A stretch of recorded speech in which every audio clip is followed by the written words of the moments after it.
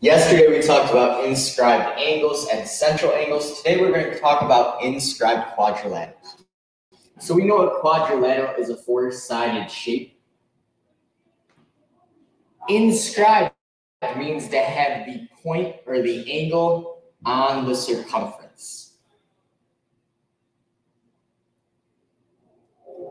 So an inscribed quadrilateral is a quadrilateral where all the points of the shape, so point G, point F, point A, and point H are on the circle.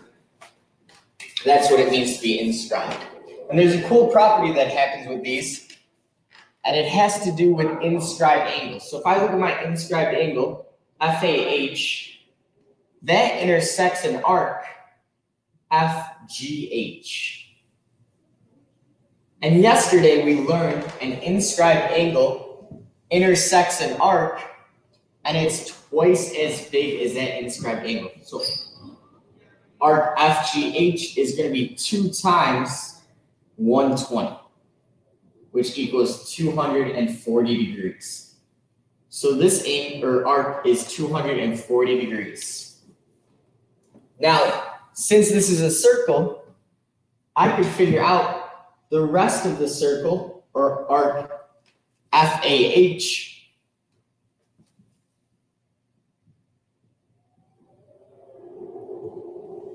is the rest of the circle, so it's 360 minus that 240 for the other arc.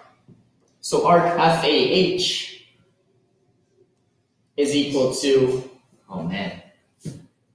120 degrees. So I'm going to label that there where that arc is. And now, since I know this arc is 120, if I look at the inscribed angle across from that arc, or that intersects that arc, FGH, this angle here, the angle across from it's 120, so I know it's going to be half. So angle G is half of 120. Because inscribed angles are half the arc it intersects. So that's 60 degrees. So we did a lot of work here to figure out our key understanding at the bottom. The key understanding is look at my quadrilaterals angles, 120 and 60. The angles across from each other inside a quadrilateral inscribed in a circle are always supplementary, or add to 180. So for that key understanding, inscribed quadrilaterals have opposite angles that are supplementary, meaning they add up to 180 degrees. So let's look at an inside example with some X's and Y's to see how this. So first I label my inscribed quadrilateral with all those angles they gave me. Now I know it's an inscribed quadrilateral in a circle, so angles across from each other are going to add to 180. And the first thing I say is determine angle Y, or determine what Y is. Well, 5Y is across from 7x. So 7x plus 5y equals 180. But I have a little problem here. I can't solve for y if there's an x in there. There's 2 variables. So I can't start with that. I got to find something with 1 variable. Well, I see 4x is across from 5x plus 41. If I add those 2 angles,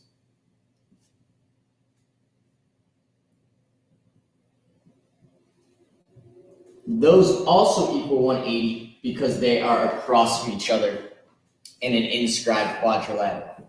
Now I just got to solve for x. So 9x plus 45 equals 180. Subtract 45. 9x equals 135. Divide by 9, x equals 15. So now that I know x equals 15, I could substitute and figure out some of these angles. So for example, angle A is going to be 4 times 15, which is 60 plus 4. This angle is 64.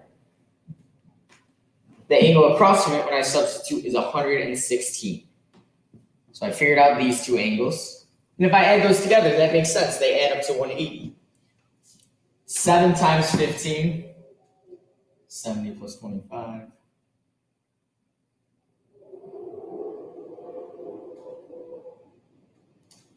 Is 105 degrees. And I don't know angle Y, or what Y is, but I know it's across from the 105, so they have to add up to 180. So before when I had 7x, I now know that angle is 105 plus my 5y equals 180. Now I just got to solve for y. Subtract 105 from both sides, 5y equals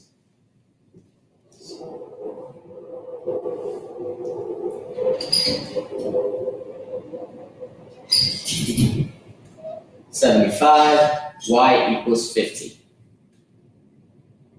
So this is an example where x and y are the same value, but that doesn't always happen, so don't think that's some kind of shortcut. It just happened in this problem.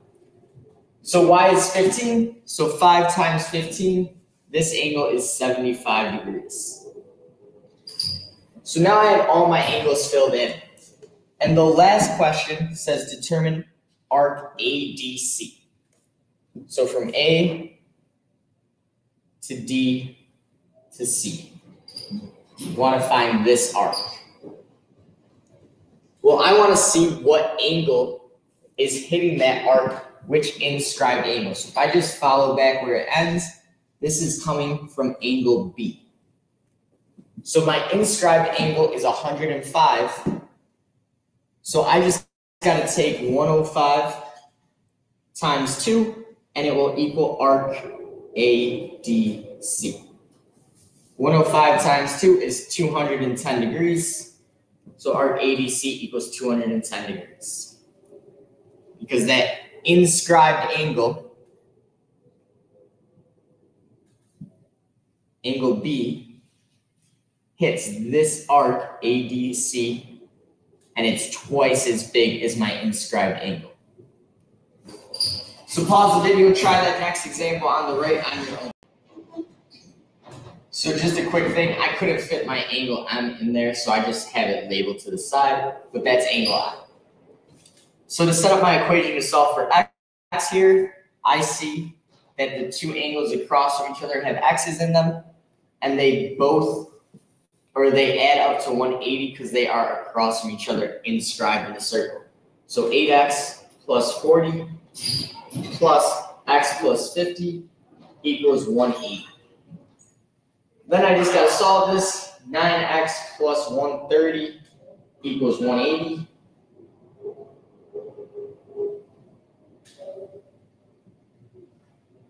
Nine x equals 50. I think I messed something up. 40 plus 50 is not 130, it's 90. Subtract 90 from both sides, I get 9x equals 90. So x equals 10. My bad on that one. So now that I know x equals 10, I could also solve for y. So 6y minus 12 is across from angle M, which is 12y minus 24. So if I add those two together, they equal 180. So 18y minus 36 equals 180. 18y equals 216. Y equals 12. So that's how I would solve for x, that's how I'd solve for y. And then in class, I asked a follow-up question, what type of shape is this? So if you actually substitute these values in for the angles,